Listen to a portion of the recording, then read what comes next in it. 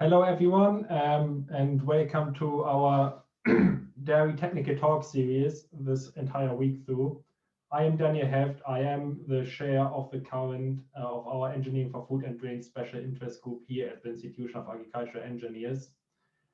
I am myself a member of the institution. I am also a chartered engineer since 2018 with the institution, and my background is in food manufacturing or food process development. Hence my interest in this particular group.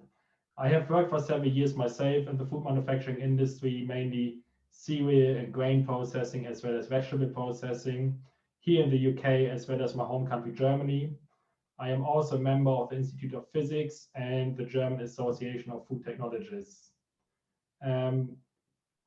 Our first speaker today will be Charlie Nicklin. He is the CEO of the Institution of Agricultural Engineers. Charlie is the Chief Executive Officer of our institution. He is himself also a chartered engineer who has previously spent 24 years of his career in various senior leadership roles at JCB, including Chief Engineer at Backhoe Loaders, Chief Engineer for the Fast Track Tractor range, and Engineering Lead for robotic agricultural products. Charlie himself grew up on a farm, studied agricultural engineer at Wythes College in Cheshire, and at Harper Adams University in Shropshire.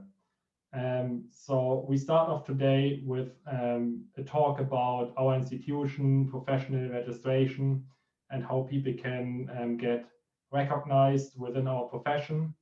Then we hand over to Duncan, who will tell us a little bit about more the farming end of things, the cow side, and then we actually wrap up the final day of the talk. Actually, we end up with a bottling part, validation of bottling plants. So over to you, Charlie. Okay, thank you, Daniel. I'll just share my screen. Okay, so as Daniel mentioned, I'm the Chief Executive of the Institute of Ag Engineers. So just thought I'd do an introduction to the IAgrE, just run through a little bit about the subject, who the IAgrE are, why join, a bit about membership and registration and professionalism, then some questions at the end. I don't expect my presentation will last the full half hour, so we can either have a break afterwards or get straight into the next presentation from Duncan. So what is agricultural engineering? Well, it's the appliance of science, engineering and technology to the agriculture and agri-food industries. Its interests are very diverse and broad.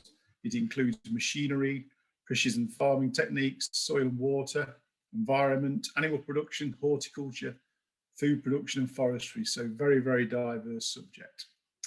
Agricultural engineers have made a huge impact on the mechanization of the global food production. It's a very old profession. A lot of it dates back to sort of early machinery associated with agriculture. A lot of these companies still exist today. Modern agricultural engineering is a little bit different, but it's still all about how the machinery and the technology integrates with the land, the plants, the animals, and the production of food, which of course is the output of agriculture. It's not just engineers that work in ag engineering. There's many chemists, biologists, environmentalists also working in the sphere. And it's very much convergence of other engineering disciplines. So it cuts across civil engineering, mechanical engineering, electrical and chemical engineering. So it's not just about tractors, it's very multidisciplinary. So who are the IAgrE?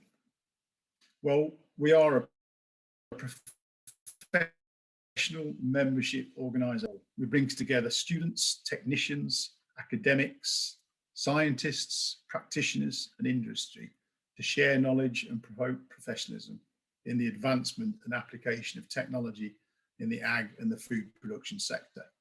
We're a registered charity because we work towards public benefit 3 times a day. Pretty much everybody needs to eat, so very, very important. We are a professional engineering institution and we're accredited by the Engineering Council and the Society of the Environment. So what does the IAgrE do? Well, lots of things really. We're licensed to award professional registration, which I'll talk about a little bit later on. We accredit and approve academic courses in the industry and also industry training and professional courses. We publish Landwords, which is our in-house journal, and also Biosystems, which I'll talk to you about a little bit later on. And we run conferences and seminars and lectures, just like this one this week. We offer prizes and awards in conjunction with the Douglas Bomford Trust for people to recognise people in our industry. And we're very much a voice for the profession. So through the Royal Academy of Engineering, we have the ear of government, and we're involved in academia and research and industry. So we have our fingers in lots of different pies. So why join IAgrE? Well, I think, you know, as you change through your professional life, you go through different roles and jobs, you know, one constant can be the institution that you belong to. So many of our members join as students and stay right through to retirement, even though their careers and their jobs change over the years. IAgrE can provide, you know, valuable support during periods between jobs. We share job opportunities, and we can provide career guidance to people. We're a valuable source of knowledge and experience and understanding of the ag and the food and land-based sectors.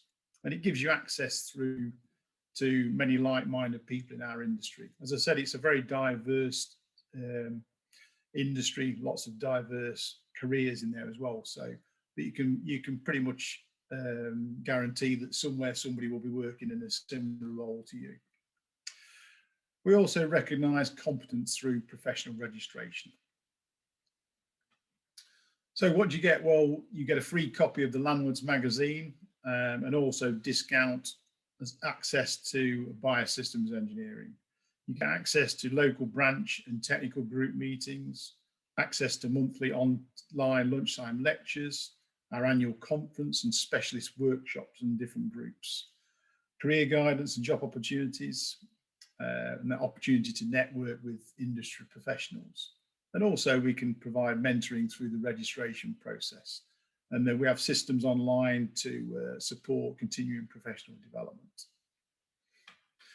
So Landwords, this is our IAgrE professional journal, just over 2,000 subscribers worldwide. It's available electronically. And we welcome articles from everybody, whether you're a technician working in the industry or a professor in academia. You know, those articles are always welcome, and it's a quarterly publication. Biosystems Engineering, this is the official scientific journal of the European Society of Agricultural Engineers, and this is owned by IAgrE. It's very much a journal that publishes engineering and scientific research into biological systems focused on agriculture and the processes in the food chain. It's a monthly publication, and there's about 20 papers per journal, and they're very high quality papers. We have an awful lot of papers submitted. So the papers that end up in there are high quality. And there's discounts available for IAgrE members for subscriptions to that. Professional registration. Obviously, while you're at university and college, you gain academic qualifications. When you go out into careers, you then gain competencies, and you can get professional qualifications to recognise those competencies. So in our sector, it's engineering technician, incorporated engineer and chartered engineer, and then we also have environmental practitioner and chartered environmentalist for those working in the environmental sectors. So professional registration, it very much improves career prospects and employability, and gives you a higher earning potential and progression opportunities. It demonstrates that you've got a professional attitude, which is valued by employers and customers. Enhanced standing and status, it makes you feel better about yourself, higher self-esteem. And it's an international recognition of competence and commitment. It's independent, it's third-party assessed by experienced peers in the industry. And we hope it gives people greater influence within their own organisations and industry. And as I said before, many top employers expect it these days. Data tells us that registered engineers will earn more money than non-registered engineers. Survey done a couple of years ago showed that it's about 18% in our industry. So student membership. So for those studying agricultural or land-based engineering, the student membership is funded by the Douglas Bomford Trust. So it doesn't actually cost anything for students to sign up. They can sign up to free alerts and e-news from IAgrE, and you can attend meetings and events, of which many are online at the moment. And we hope that people will continue with IAgrE as their professional institution and start preparing for professional registration using our initial professional development system. And sign up for mentors and support you through your career development. And keep contact details up to date so we can stay in touch with you. Okay. Duncan is going to talk to us now about future dairy and the vision for the future of milk production.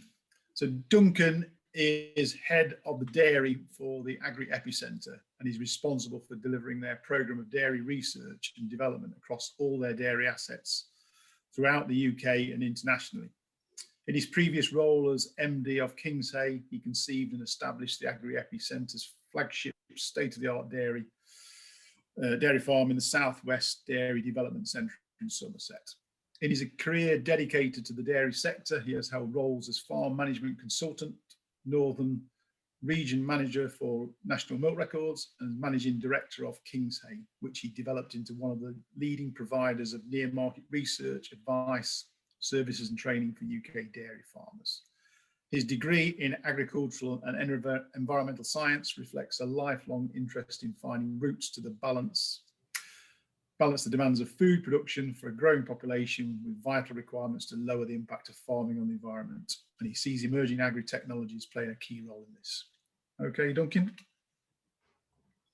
Excellent, thank you. So I hope you can now see my screen. Yeah. Yes, thanks very much for that introduction, Charlie, and thank you indeed for the invitation to speak in your series of lectures.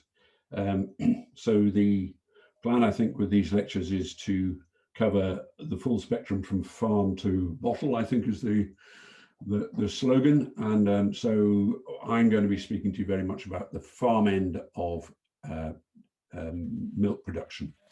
And I call it Future Dairy, a vision for the future of milk production. So I'm going to introduce you first of all to the IAgrE Epicenter and why it's been set up and the facilities it has, and then focus down onto the Southwest Dairy Centre that Charlie mentioned, which, as I say, is far from saying this is a blueprint, but this is definitely trying to present a vision for the future of milk production and the role that sensor technology and engineering has to play in that. So first of all, just to introduce the IAgrE Epicenter. The IAgrE Epicenter is one of 4 AgTech centres that's been established to help deliver the government's Agritech Strategy. So the EPI, the EPI stands for Engineering Precision Innovation. So the IAgrE Epicenter covers all the farming sectors. So livestock, arable, horticulture, and indeed aquaculture. And the other 3 centres are agrimetrics, which is very much focusing on the big data and the value of data to the industry. Crop health and protection is what it says on the tin. And then the Centre for Innovation and Excellence in Livestock is the one that I certainly find myself working most closely with of those, because they have a livestock side to them. Well, that is their main focus. So, so what the government's Agritech Strategy, which led to the establishment of these AgTech centres, what's behind that? Well, one of the major drivers is the global challenge of the expected increase in world population to 9.5 billion by 2050, less than 30 years from now. That is going to require an unprecedented 60 to 70% increase in food production globally. That sort of scale of increase in food production in 30 years has never been achieved ever before. And we need to do that whilst having considerably less environmental impact than we are now. So productivity up, environmental impact down. So the IAgrE Epicenter has an important role to engage right across the industry, from research through to the farmer on his farmyard. So amongst the other things that we've developed is a membership network, which is now standing at about 165 members. And if you see in the bottom right, that we have a link up with IAgrE. So very pleased to have that. But amongst those members, you have some very well established agricultural engineering companies, as you might expect for an IAgrE Engineering precision innovation organization. We also have retailers, and we have some quite interesting other engineering companies like Williams Engineering, which is Williams Formula One. And this is what I find so exciting, having had an entire career in agriculture, is just how much those engineering companies and others outside agriculture are seeing opportunities for their technology in the agricultural sector, and it is fabulous to be part of that. So the IAgrE Epicenter was established in late 2015, so early 2016, so we're about 5 years old now.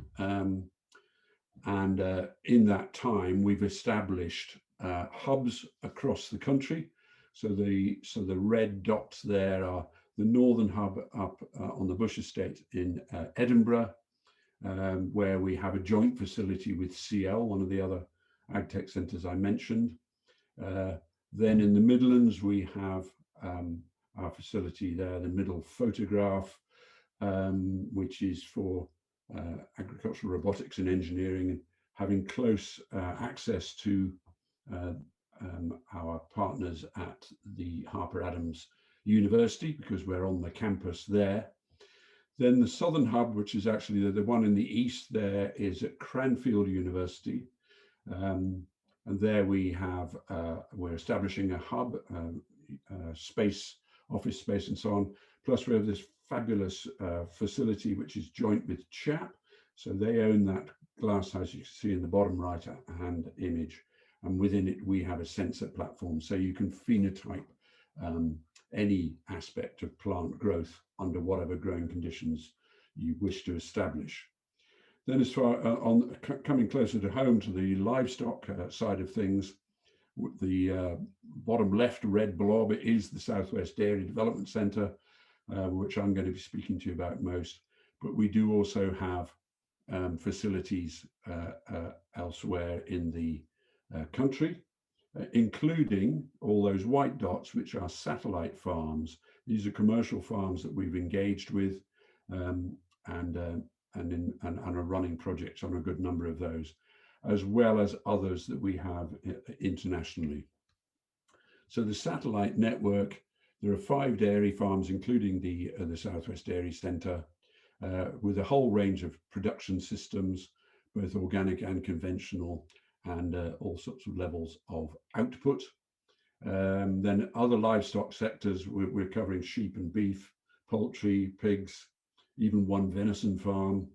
And then on the crops and horticulture side, we have a range there through from potato farms to including the Elvedon Estate, which is the UK's largest grower of onions. So we've got some really fantastic farmers engaged with us, and they're very keen to, and they see the importance of the innovation and developments that we're trying to facilitate. So coming down to the dairy side of things, as I mentioned, we have 3 facilities that we've invested in. Number one there in Dumfries is with SRUC, Scotland's Rural College. That's a calf rearing facility where we're able to measure every aspect of the early stages of life for calves, and that's rearing the calves from the Lang Hill herd.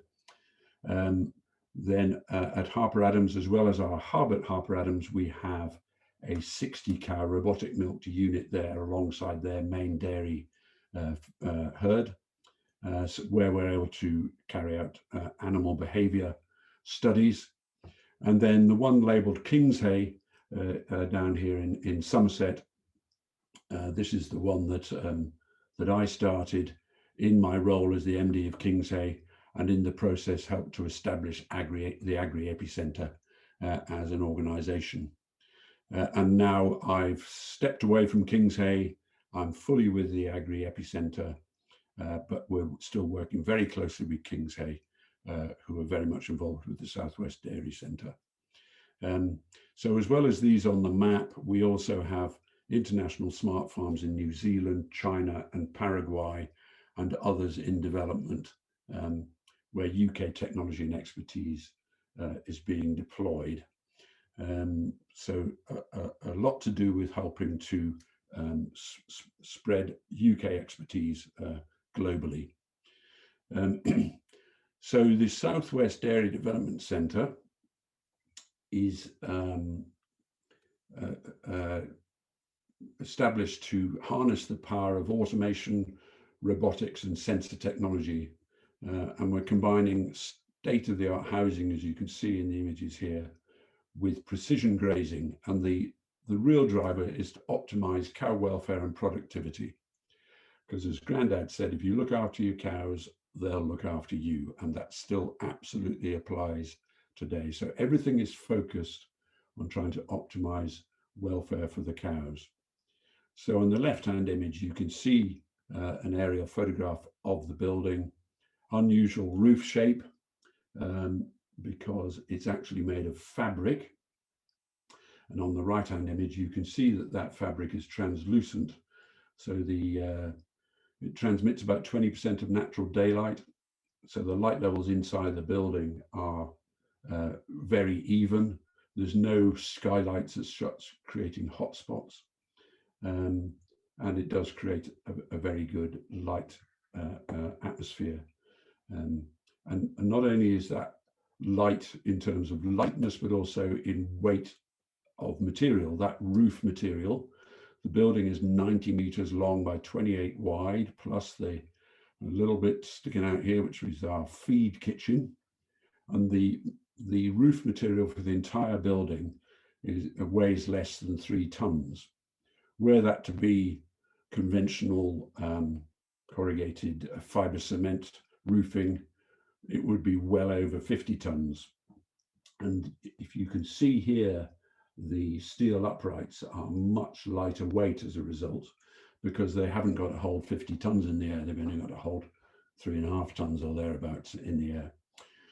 So what? Well, it's good from in terms of environmental use of less material. It also means that the engineering of the building does not impinge on the cow environment. They're much smaller steels. We had to have one set of uprights down the building, and we were able to choose where they went.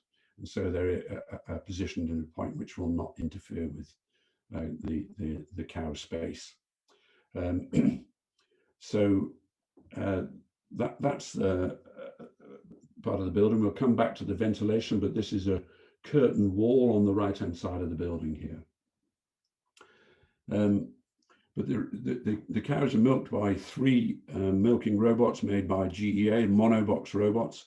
So here's a cow leaving the nearest of the 3 robots and a cow entering the milking area. The milking area has rubber flooring, so when the cows are waiting patiently to get themselves milked, it's comfortable on their feet. And once they've been milked, then the cows leave by means of this race, this walkway, and another cow goes into the robot. And as this cow having been milked, you'll see this gate change, and it sends it straight on out of the milking area and round to the feed area. Meanwhile, the robot here has recognized which this cow is. It has in its memory a map of that cow's teats. So it knows that there's a robotic arm, which shows up in this video down here, which attaches the units to the cow's teats, cleans the teats, pre-milks them, and then milks the cow. So all the cleaning and the pre-milking is sent to a waste channel. The main milking, obviously the milk is captured and conveyed to the bulk tank.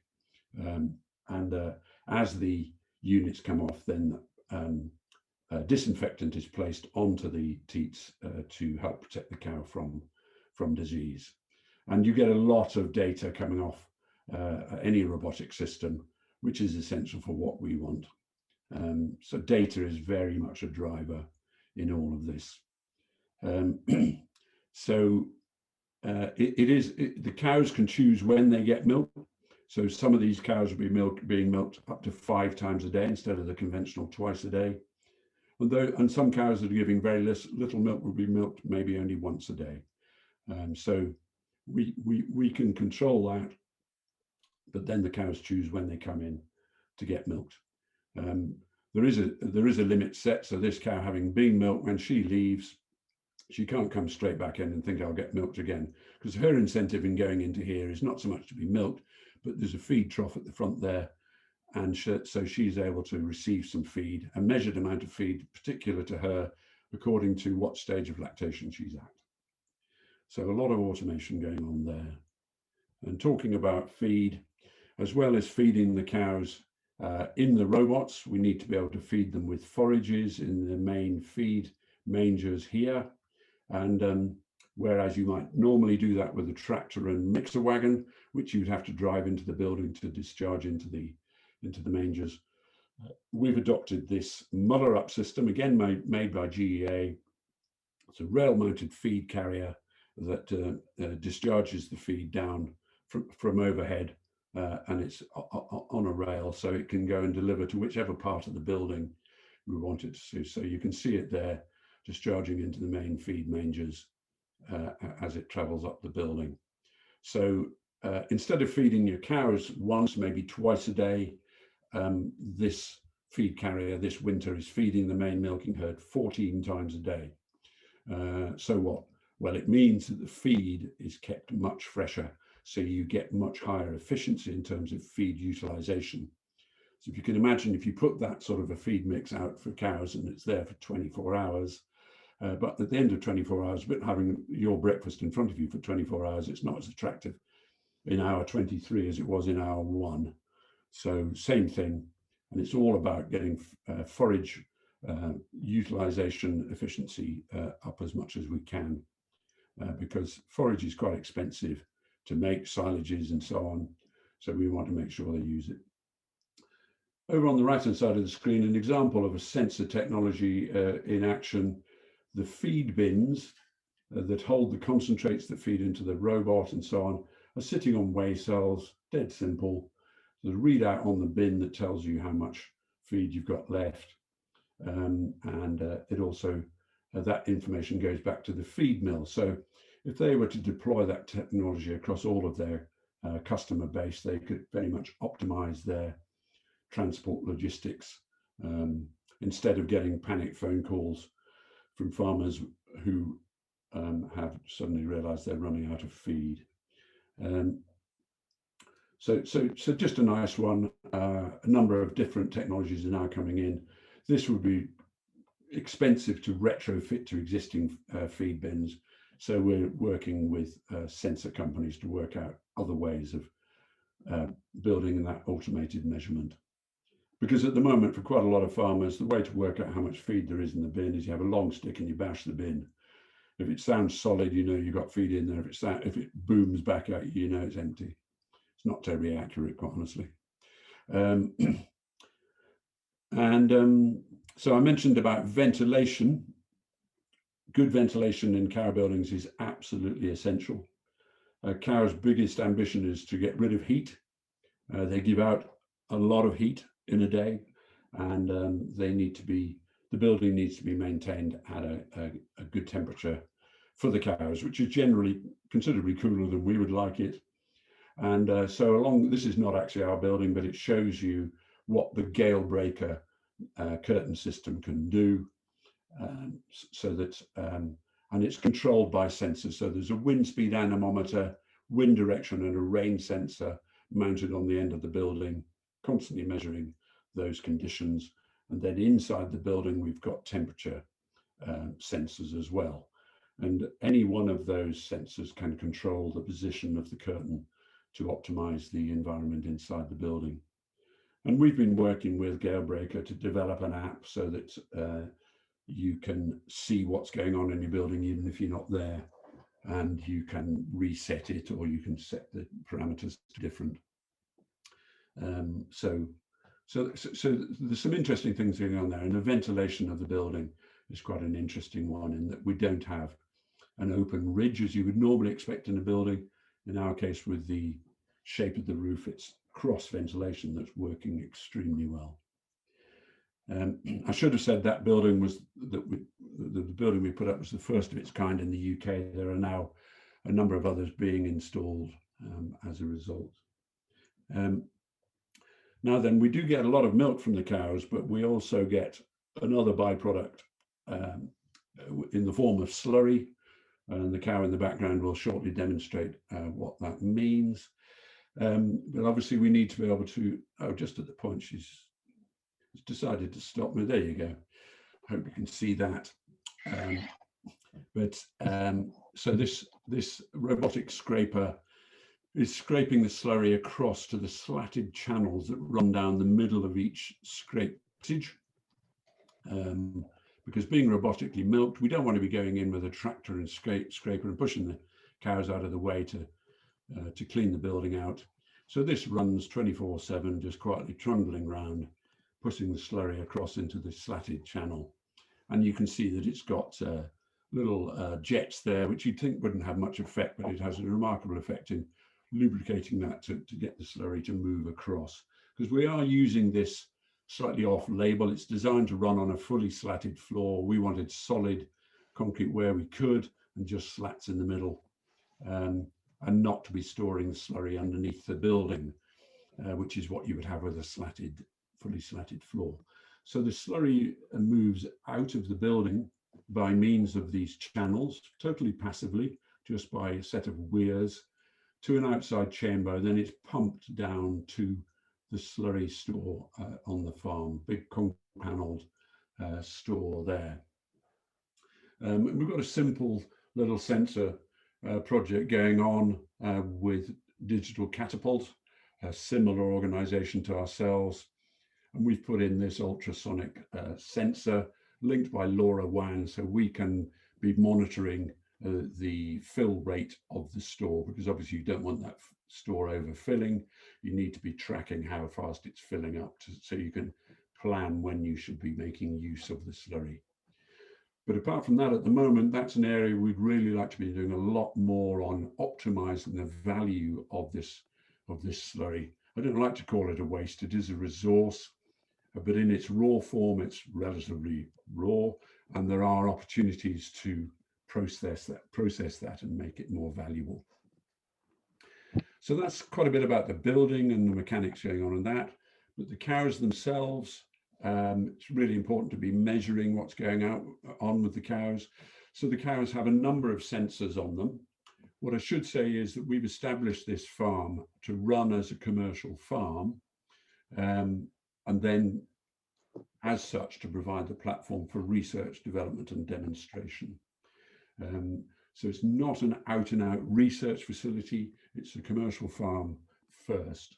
But having said that, when you look at the amount of wearable tech our cows have got on them, you'll realize that it's more than you would have normally on a commercial farm. So they've got several different sensors on them which overlap in terms of the data they report.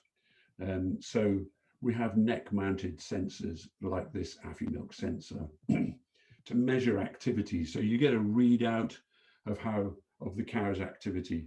Now a cow becomes particularly active every 21 days, which is when she comes in heat, when she comes bulling, as they call it. And that's essential that you get the cow back in calf. So you need to know when that is, because you can't serve the cow successfully except when she's on heat.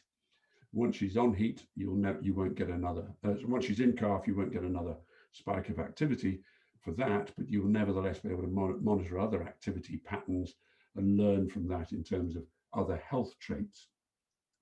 And this ankle-mounted one from ICE Robotics does that, measuring, and it's particularly good for identifying when a cow is starting to go lame. And then we have another one, the Smart Bow ear tag, tucked away up in the ear there.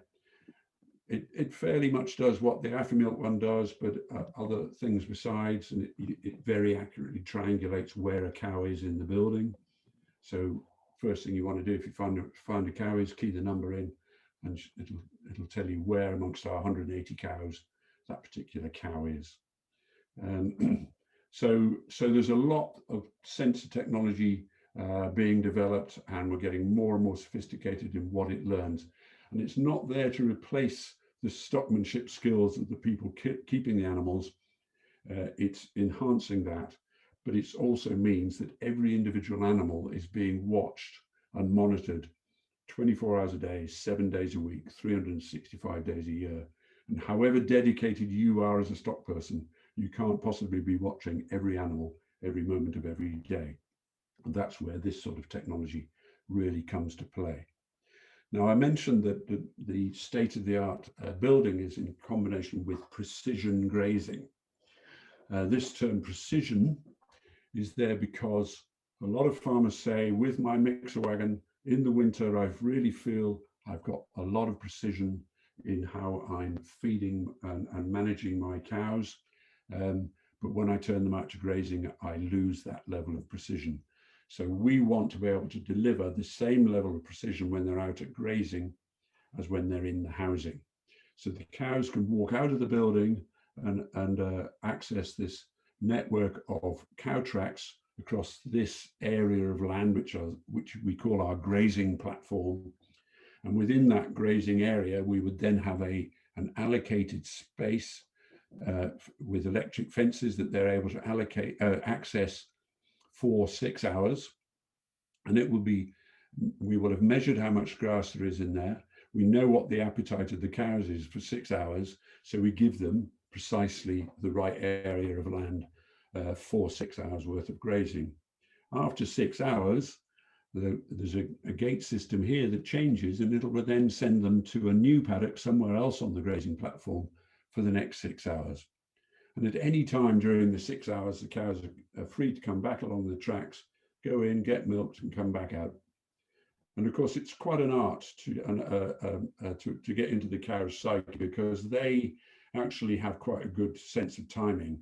So you'll find as the 6 hour period is running out, you'll find them coming out of the paddock, walking back, waiting for the gate to change, because they know on the other side of the gate, there's a new paddock full of much fresher goodies that they can go to somewhere else.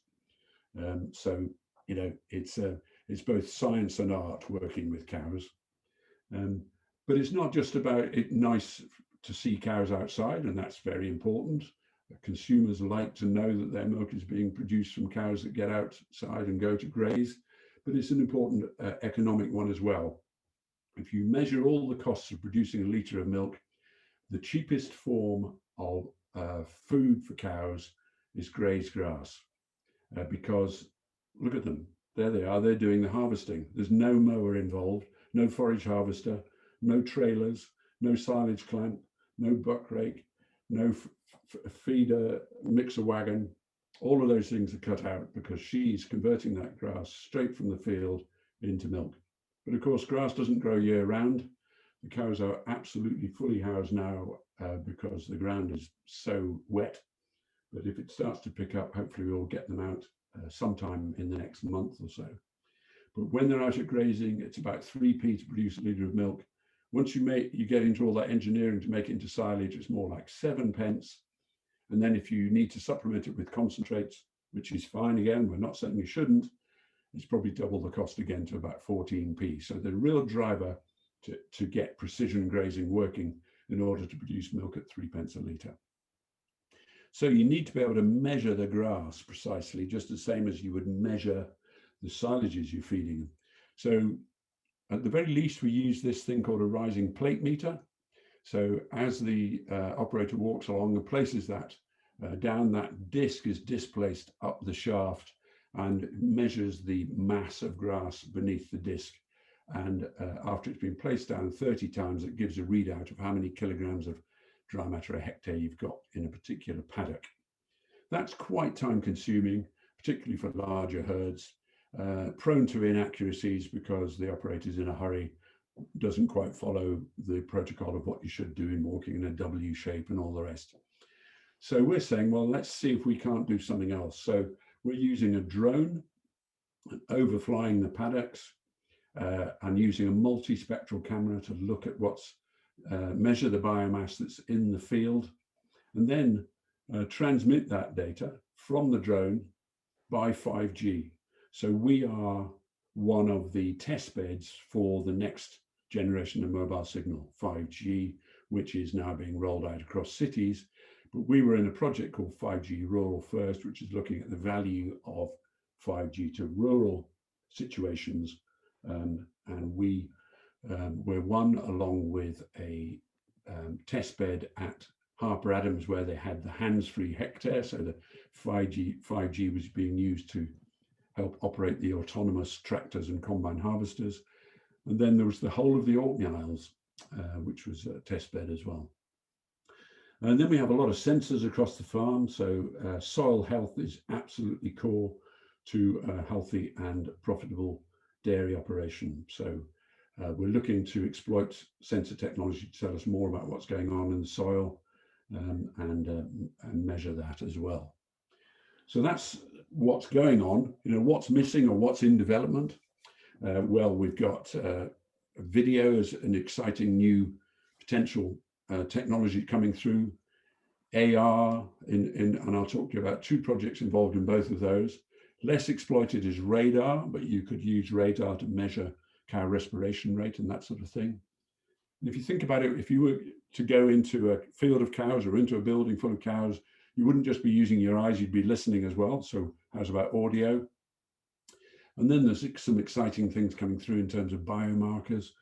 So subcutaneous sensors to measure blood, the content of the blood, which can inform a lot about the nutritional status of the animal. And as I've already mentioned, waste optimization. You know, there's a lot of opportunities to get to be using our slurries better than we are. But all of these things are going to produce a lot of data, and a major project is data integration. I'm hoping I'm not rabbiting on too long here.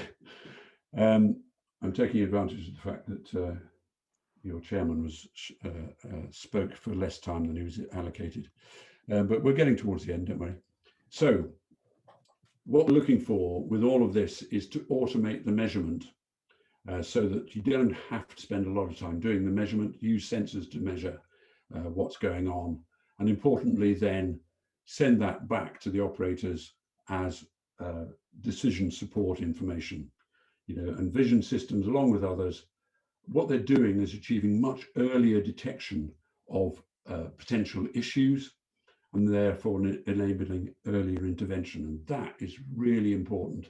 You know, if you're just reliant on observation, some conditions with cows will have developed into a chronic condition before you're able to intervene, and that is not good for the animal's welfare, or indeed for the economics of your farm. So here's some examples of some technology that we've been developing. This one I started when I was MD of Kingshay, using a 3D camera to scan animals as they walk underneath through the race.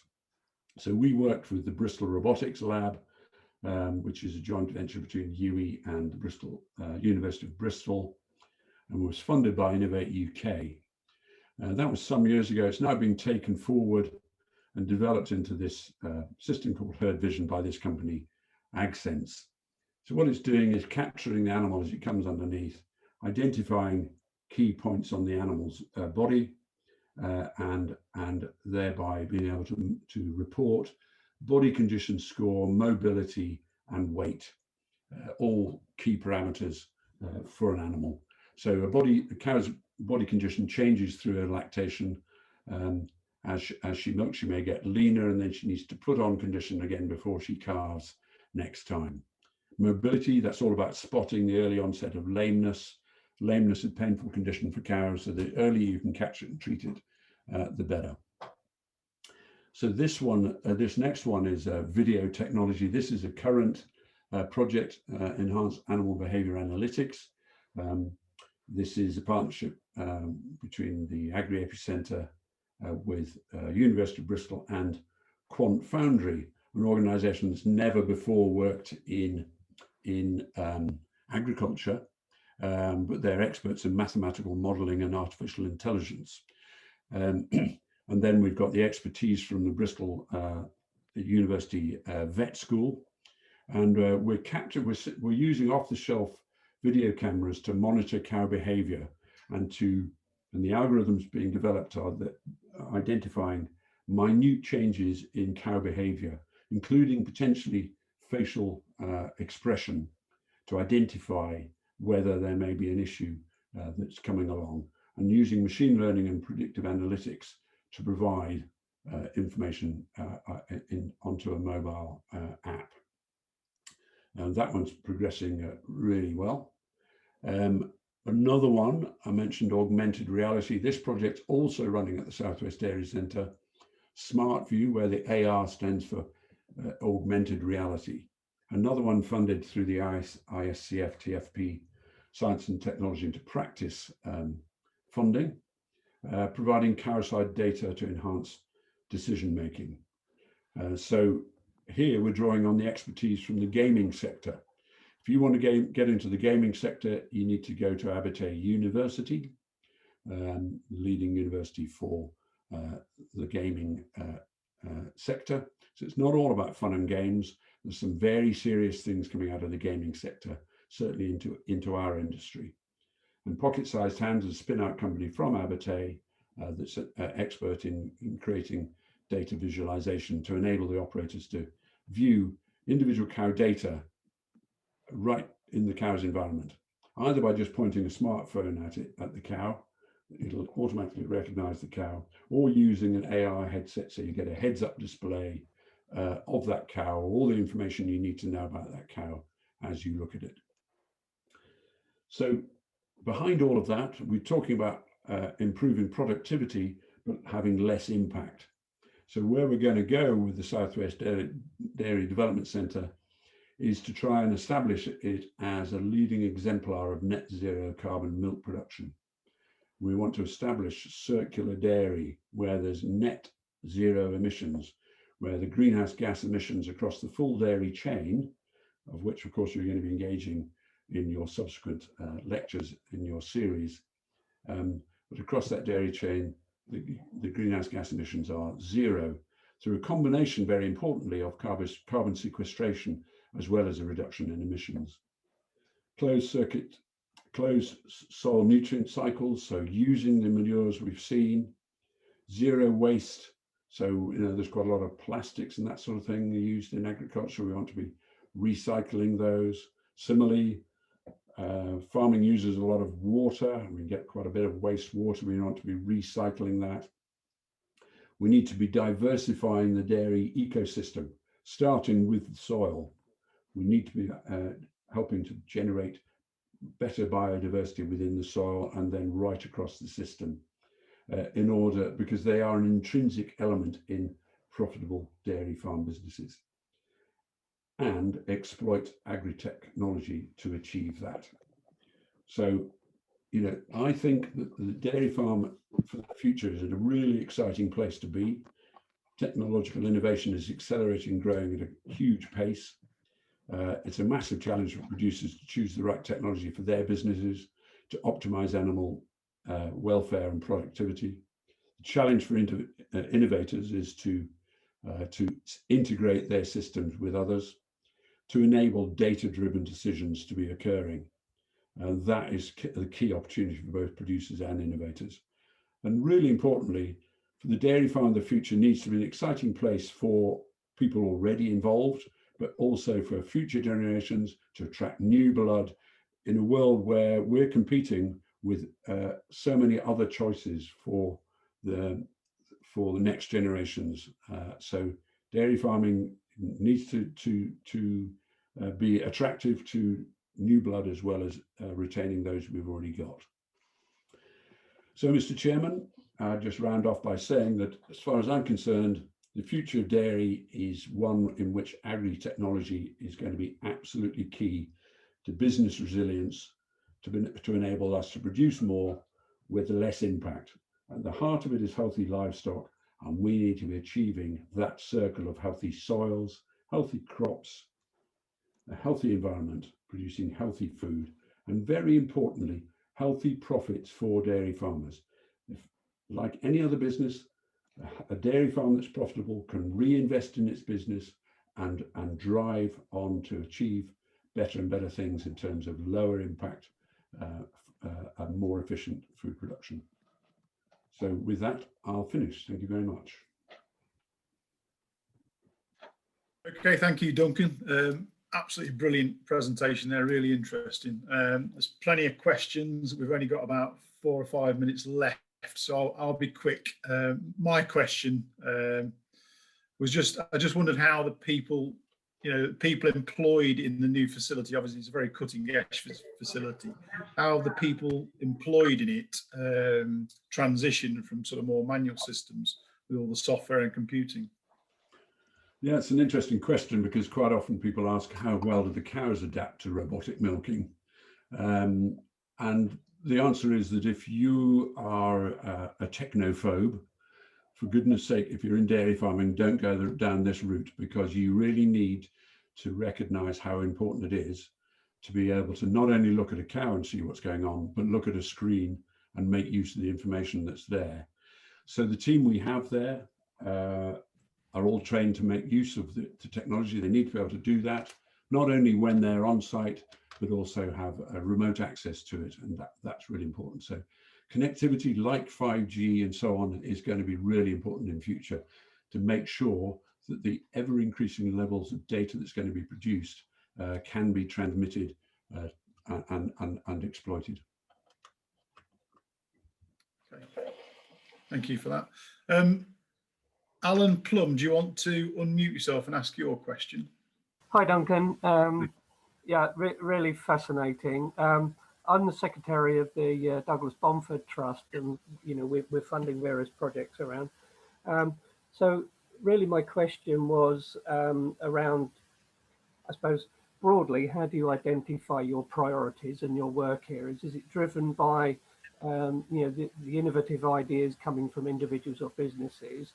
And then there's a follow-on to that, collaboration with other universities. And so while I've got the floor, one of our projects that we're co-funding at Nottingham, for example, which is applying, interesting, you mentioned gaming technology and so on. There are 2 students up there. One came from a gaming background and the other was a specialist in security systems with facial recognition. They're turning that round back to front, as it were, applying it to the back end for parturition. So, it's there's opportunities for synergy and collaboration. So that was really the angle I was coming from. Yeah, well, absolutely. So that's why I put that slide up at the early stages, is we're building this membership of diverse organizations. So what I didn't mention was, whilst we mentioned a university, we work with a good number of universities. This particular dairy unit is actually on a private landowner's land. Mm-hmm. It's not on a campus. It's the Christensen family down here in Somerset that have seen the importance of this sort of facility and made over some of their farm to us for a long-term lease. So how to engage in knowledge exchange and talking to people is such an important part of this. We've had more than 2,000 visitors come to the dairy, and that's both farmers right through to researchers and industry partners as well. So there's so many different ways in which we're doing it, engaging in events like this, getting the word out in any way we can is really important. Really looking forward to, we've got a good number of projects running. There will be, no doubt, at some point, a point where we are going to struggle because we may have found ourselves with too many on the go at one time, and then we're going to have to queue them up, I guess. But so far that hasn't happened. We're able to run a good number of projects in parallel, and we obviously just have to make sure the protocols are properly set up when we do. I suppose the other angle really is horizon scanning, but I realise, Charlie, you got some other questions to ask there, but in fact we were going to write to David Ross soon just to see how we can work together and collaborate and how we can assist as well as a relatively small charity, but particularly focusing on agriculture engineering. no, I think it's really important that we do that. Okay, we'll be in touch again. Thank you, Charlie. No problem. Eunice Carter, do you want to unmute? We've probably just got enough time just for one more question. Eunice Carter. Yeah, my question I think has really been answered. It was about how the skills requirements of a dairy person will change. So, and how that, whether we'll end up going down the route of like smart motorways, where it's all a great idea, but in actual fact, you're losing touch with the actual animal itself. I'd love to counter that straight away. It's nothing like a smart motorway, which I'm not going to great history just now. No, the beauty of the automation of many of the aspects of what we're doing is freeing up the time for our skilled stock people to spend more time with the cows. If you think about it, on a conventional milking parlour, you're asking somebody who's a skilled stock person to spend quite a number of hours of their day just harvesting milk. And you think, well, I'm quite closely in touch with the cows when I'm harvesting, you know, I'm in the milking parlour. You're not really, you know, you're in touch with their udders and their legs, but you're not seeing a lot more of them. So we've automated that milk harvesting with a robot system. We're not unique in that. There's, you know, there's an awful lot of people now putting robot systems in, because it does change. It doesn't necessarily reduce the labour time, but it shifts where that labour can spend its time.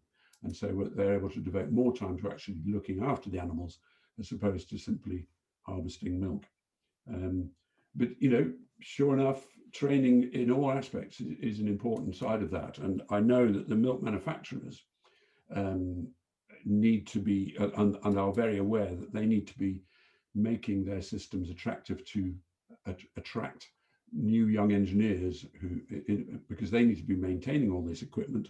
You know, it's an essential element of what we have is we have good support from our dairy engineers, and they need to be making the dairy engineering somewhere that people with the whole world to choose from would want to be involved. Okay, we better draw it to a close now. We're just a little bit over. But thanks, Duncan, for that. Really, really interesting. Daniel, do you want to say a bit about tomorrow's speakers? Yeah, thank you, Charlie. Well, thank you, Charlie, for your talk as well. Also, Duncan, very interesting. Yeah, thank you, everyone. So tomorrow's program will put a focus on Africa or Sub-Saharan Africa with two speakers. One will be Dr. Charles Adetunji from Edo University, talking about food safety and nutritional value of fermented and indigenous drinks to Nigeria and Sub-Saharan Africa. And that will be followed by a talk by Professor Moses Abalaka from the Federal University of Technology, Minna, telling us more about enhancing nutritional value of milk in rural areas of developing countries through processing. So see you all tomorrow, and thank you very much.